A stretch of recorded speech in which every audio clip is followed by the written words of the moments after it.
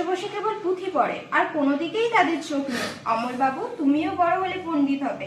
বসে বসে এই এত বড় বড় সব পুঁথি পড়বে, সবাই দেখে আশ্চর্য হয়ে যাবে।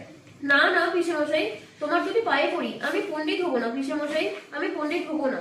সে কি কথা অমর, যদি পণ্ডিত হতে পারতাম তাহলে আমি তো বেঁচে যেতাম। আমি যা আছে সব দেখবো, কেবলই দেখে বেড়াবো। শোনো একবার, দেখবে কি? দেখবার এত আছেই বা কি?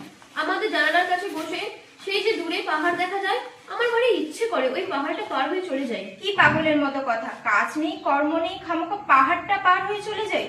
কি যে বলে তার ঠিক নেই। পাহাড়টা যখন মস্ত বেড়ার মতো উঁচু হয়ে আছে, তখন তো বুঝতে হবে ওটা পেরিয়ে যাওয়া কারণ। নইলে এত বড় বড় পাথর জড়ো করে এত বড় একটা কাণ্ড করার দরকার কি ছিল? পিসেমশাই, তোমার কি মনে হয় ও বারণ আছে? আমার ঠিক বোধ হয় পৃথিবীটা কথা কইতে পারে না, তাই অমনি করে নীল আকাশে হাত তুলে ডাকছে। অনেক দূরে যারা ঘরের মধ্যে বসে থাকে, তারাও দুপুরবেলা একলা জানালার ধারে বসে ওই ডাক শুনতে পায়। পণ্ডিতরা বুঝি শুনতে পায় না? তারা তো তোমার মতো খ্যাপা নয়, তারা শুনতে চায়ও না।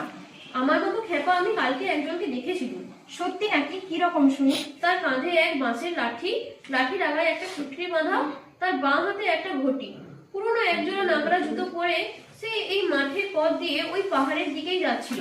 আমি তাকে ডেকে জিজ্ঞাসা করব, তুমি কোথায় যাচ্ছ? সে বললে, কি জানি, যেখানে হয়। আমি জিজ্ঞাসা করলুম, কেন যাচ্ছ? সে বললে, কাজ খুঁজতে যাচ্ছি। আচ্ছা পিসেমশাই, কাজ কি খুঁজতে হয়? হয় বই কি, কত লোক কাজ খুঁজে বেড়ায়। বেশ তো, আমিও তাদের মতো কাজ খুঁজে বেড়াবো। খুঁজে যদি না পাও? খুঁজে যদি না পাই,